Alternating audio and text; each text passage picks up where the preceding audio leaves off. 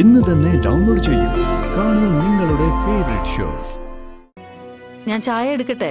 കുറച്ച് കഴിഞ്ഞു മതി അമ്മ. ആ പിന്നെ ഞാൻ ഇന്നൊരാളെ കണ്ടു. അമ്മയുടെ ശത്രു രാജേശ്വരിയുടെ മോനെ. അനൂപിനെയോ? അതെ അമ്മ, അവനിപ്പോ എന്തൊരു ആവശ്യത്തിന് ഇവിടെ വന്നിട്ടുണ്ട്. എന്നിട്ട് എന്താ നീ ഇങ്ങോട്ട് വിളിക്കാത്തത്? എന്നിട്ട് വേണം രാജേശ്വരി അമ്മക്കാലി തുള്ളി ഇങ്ങോട്ട് വരാൻ. എന്നാലും നമ്മുടെ അച്ഛൻ എങ്ങനെയമ്മേ ഇതുപോലൊരു സ്ത്രീയുടെ ചതി ചെന്ന് പെട്ടത്? പക്ഷെ എന്തോ ഭാഗ്യം, അനൂപിന് ആ സ്ത്രീയുടെ ഒരു സ്വഭാവവും കിട്ടിയിട്ടില്ല. അവന് പണ്ടും നമ്മളോട് തന്നെയായിരുന്നു സ്നേഹം. ഇവിടെ വരുമ്പോഴൊക്കെ ചേച്ചി ചേച്ചി എന്നും പറഞ്ഞ് നിന്റെ പിന്നാലെ തന്നെ ആയിരുന്നു. വലുതായിട്ടും ആ സ്നേഹത്തിനൊന്നും ഒരു കുറവും വന്നിട്ടില്ലല്ലോ. അതൊന്നുമില്ല. പക്ഷേ അവനിപ്പോ നല്ല മിടുക്കനായമ്മേ, നല്ല സംസാരവും നല്ല പെരുമാറ്റവും. ഈ പക്വത വന്നു എന്നൊക്കെ പറയില്ലേ, ആ കുട്ടിത്തൊക്കെ അങ്ങ് പോയി. അതാ കറക്റ്റ് ആയിട്ടുള്ള വാക്ക്. അതങ്ങനെ വരൂ. അമ്മ വേറെയാണെങ്കിലും അവൻ നിങ്ങളുടെ ഇനം തന്നെയല്ലേ. അതിന്റെ ഗുണം അവൻ കാണിക്കാതിരിക്കില്ലല്ലോ. എന്തായാലും അവന്റെ വരവിൽ എന്തൊക്കെയോ ലക്ഷ്യങ്ങളുണ്ട്, എന്തൊക്കെയോ ഒരു ഒളിച്ചുകളി.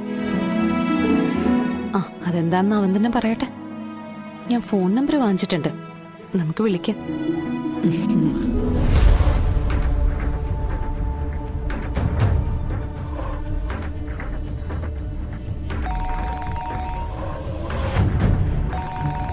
ഓ, ശ്യാമയാണല്ലോ. ഇനി അടുത്ത എന്ത് പ്രശ്നമാണാവോ? ശ്യാമയുടെ ഫോൺ വരുമ്പോ പേടിയാ. എന്തൊക്കെയാ അവൾ അവിടെ നിന്ന് പറയുന്നതെന്ന് അറിയില്ലല്ലോ. അമ്മ എന്തായാലും എടുക്ക്. ആ മോളെ, എന്താ വിളിച്ചത്? അമ്മേ അമ്മേ, ഞാൻ നേരത്തെ വിളിച്ചപ്പോ അച്ഛൻ വന്നു പറഞ്ഞില്ലേ? ആ രാഘവേട്ടൻ.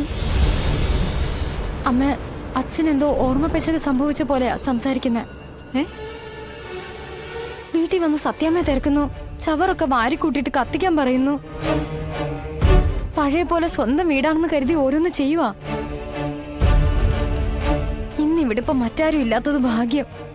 ആരെങ്കിലും ഉണ്ടായിരുന്നെങ്കിൽ ഞാൻ എന്ത് ചെയ്യും അമ്മേ? ആ മോളെ, ഇവിടെ ശാലിനി ഉണ്ട്, നീ അവളോട് കാര്യം പറ. വിഷ്ണുവിനെ വിളിച്ച് അവള് കാര്യങ്ങൾ പറയും, ഞാൻ കൊടുക്കാം. എന്താ?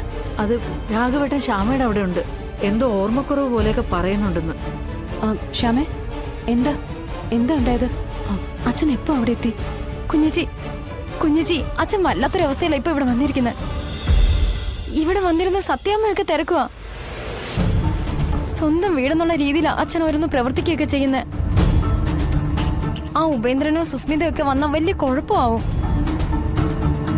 അതുപോലെ രോഹിത്തും ഇവിടെ ഇല്ല. ഞാനാകെ പേടിച്ചിരിക്കുക. നീ ടെൻഷൻ അടിക്കാതെ, അച്ഛൻ പുറത്തേക്കൊന്നും പോവാതെ നോക്കണം. ഞാൻ ഇപ്പൊ വരാം. ശരി കുഞ്ഞേച്ചി, അച്ഛൻ ഒരിടത്തും പോവാതെ ഞാൻ നോക്കിക്കോളാം. അച്ഛൻ ഈ ഇടയായിട്ട് കുറച്ച് ഓർമ്മക്കുറവും പരസ്പര ബന്ധമില്ലാത്ത സംസാരവും ഒക്കെ ഉണ്ടമ്മേ. അതിന്റെ ഈ ഇറങ്ങി നടപ്പ്. ഞാൻ ചെന്ന് അച്ഛനെ വിളിച്ച് വീട്ടിലാക്കാൻ നോക്കട്ടെ. അമ്മോളെ, വിഷ്ണുവിനെ വിളിച്ച് പറയണ്ടേ? അത് ഞാൻ പറഞ്ഞോളാം. നമ്മുടെ ശത്രുപക്ഷത്തുള്ളവരാരും ഇപ്പൊ അവിടെ ഇല്ല. അവരാരെങ്കിലും വരുന്നതിന് മുമ്പ് അച്ഛനെ അവിടെ നിന്ന് ഇറക്കണം. ശ്യാമയുടെ പേടിയും അതൊക്കെ തന്നെയാ.